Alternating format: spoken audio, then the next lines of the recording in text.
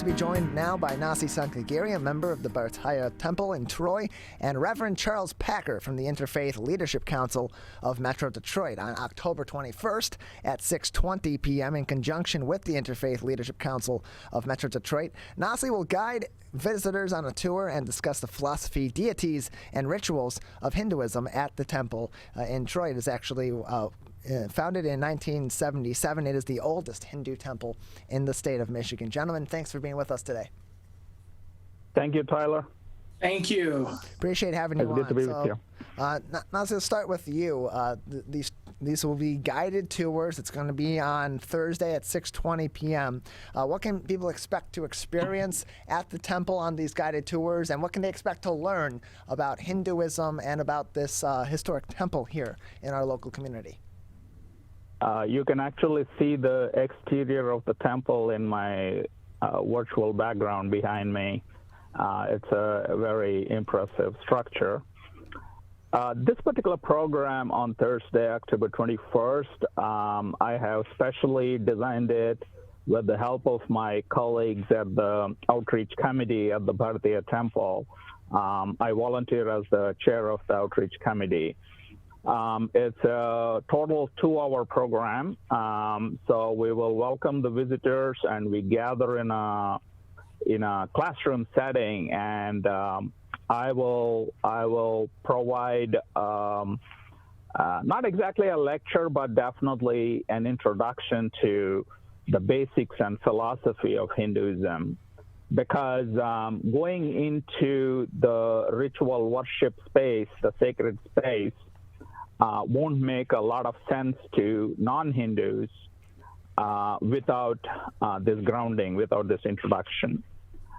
Even when I take in, or my outreach colleagues, we welcome any visitors like school groups, college groups. That's why we insist on a guided tour, so that a trained and knowledgeable guide is available to them to explain things properly, and also answer any questions they might have. Even though the temple is generally open for public to worship, people who want to come as visitors for a learning opportunity, it is suggested that they're accompanied by an outreach guide.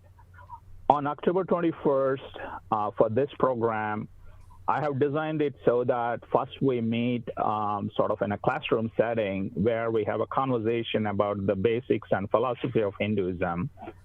That will go on for about 35-40 minutes. And after that, we will go into the Sanctum Sanctorum, where the murtis, the sacred deities, are consecrated, and where the worship happens on a daily basis. Our priests will be on duty. And it is actually operating time for the temple, so the visitors may expect to see a few regular devotees visit the temple and go through their worship process. We will introduce the various murtis that are consecrated in the temple, and talk about some of the legends associated with these murtis. And then it's a time for conversation to answer any questions. I also expect to have some members of the temple leadership, as well as my outreach colleagues, available to answer any questions. So I am trying to get a couple of our young people to provide an example of the devotional musical offerings that usually take place at the temple. That's not 100% confirmed at this point, but we may have that as a little bit of a pleasant surprise on the day. So that's the overall setup for the 21st.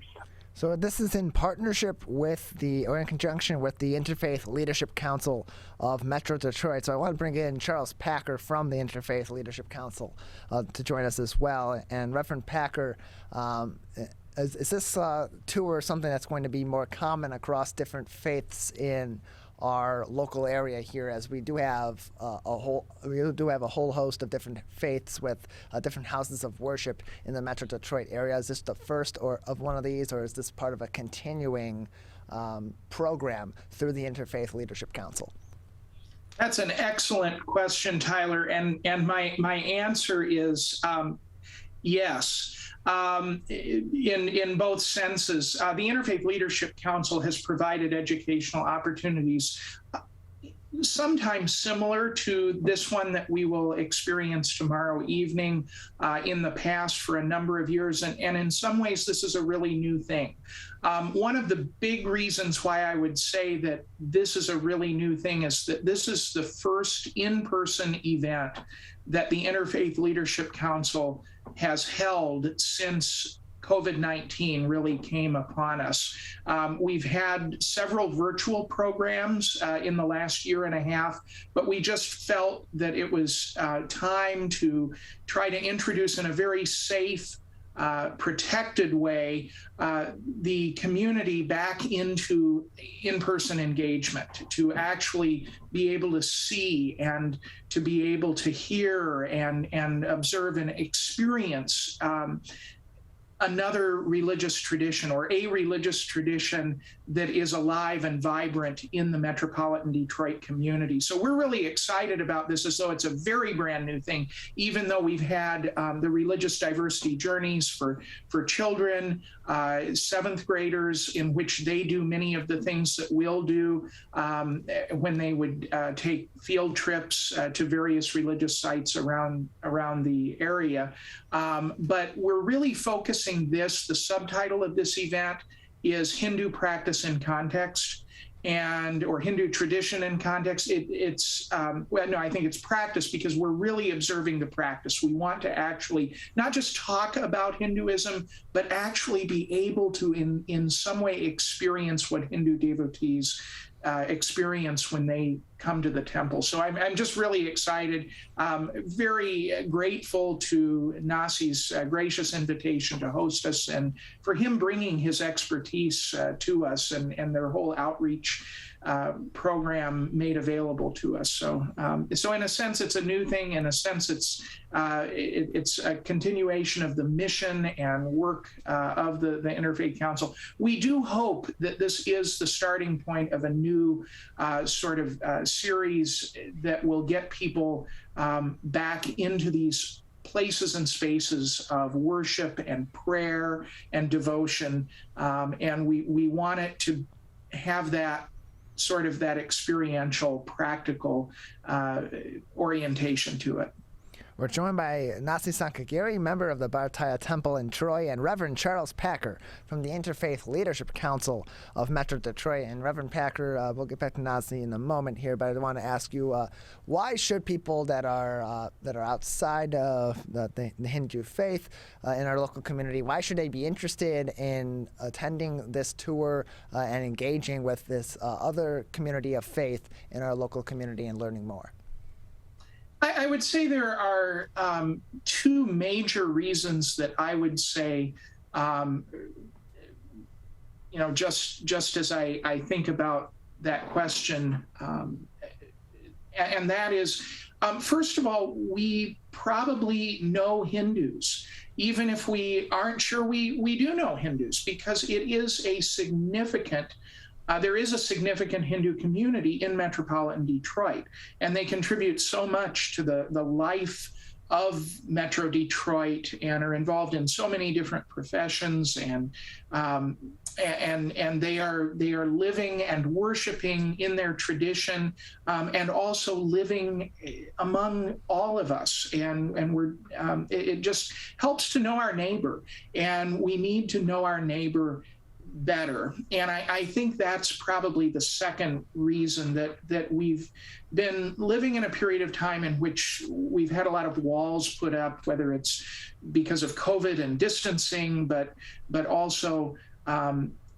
just society in general, and some of the ways in which we've just been divided. And the Interfaith Leadership Council wants to bring people together. And this is a tradition that perhaps not a lot of people know about. They've heard of Hinduism, but they haven't seen a Hindu temple. They haven't been inside of it. They haven't seen the devotional practices, worship, if you will, heard the songs and the prayers, the arti.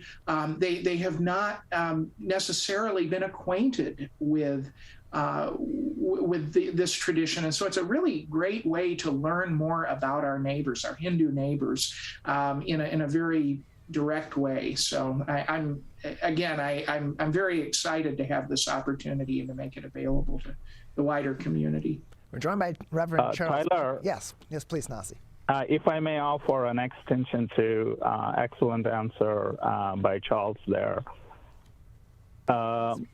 I have, in my role as the chair of the outreach here, I have had a very close association with and involvement in the programs introduced and run by InterFaith Leadership Council. They do an excellent job in the community of bringing the various faith communities together. And they have played a very constructive role at particularly painful moments in our country's and our locals' history in recent times over the past decade.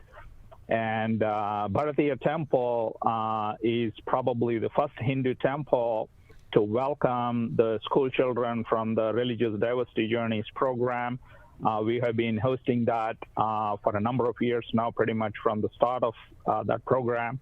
And I personally benefited a lot in participating in several educational programs. One was actually moderated by my friend Charles here, in which I participated as a resource person to talk about Hinduism. And I also attended several programs and lectures at the Sikh Gurudwaras, at local Muslim mosques, and at the local Jewish synagogues to learn about those various faiths. And the connections formed through IFLC helped us to build further relations with a number of churches and their pastors and their congregations also. So it's a very valuable institution and a very valuable programs for the community. And I really encourage your viewers to utilize this opportunity. There is still room on this October 21st program for people to register and utilize this opportunity to learn about Hinduism. So we're joined by Nasy Sankagiri, member of the Bharatiya Temple in Troy, and Reverend Charles Packer from the InterFaith Leadership Council of Metro Detroit. And just a few more minutes. So Nasy, I want to ask you, because people during these tours, which will happen on October 21st at 6:20 p.m. The program 6:30 to 8:30 p.m. at the Bharatiya Temple in Troy on October 21st.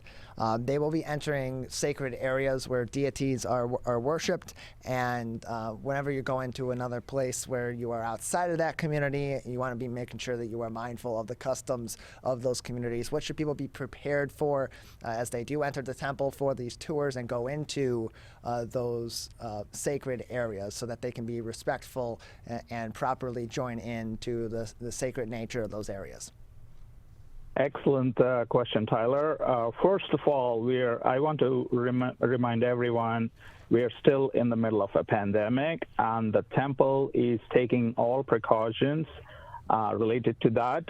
So everyone who enters the temple's doors must wear an appropriate face covering, a mask. So this is essential. And within the temple, again, follow the guidelines for social distancing. And the temple provides ample supply of hand sanitizers at various locations. So those precautions are in place, number one. Number two, you're absolutely right.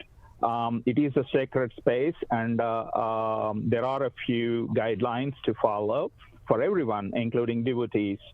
One is that while we enter the actual sanctum sanctorum, we need to remove our footwear. And since it's already kind of getting cooler, I suggest people wear socks and to keep them protected and keep them comfortable. But that is only for the actual sacred worship area. The temple is a big structure. It's more like a complex. So for the rest of the spaces, people can continue to wear their footwear, not a problem. The second thing I request is that while we are in the sanctum, like I said, the temple is open for worship to regular devotees. So you will observe that people come in and continue their worship. So be mindful of that and not be, inconveniencing them in any way. Usually, myself and my outreach colleagues are trained to handle that, so we'll be there to guide you, so not to worry about it.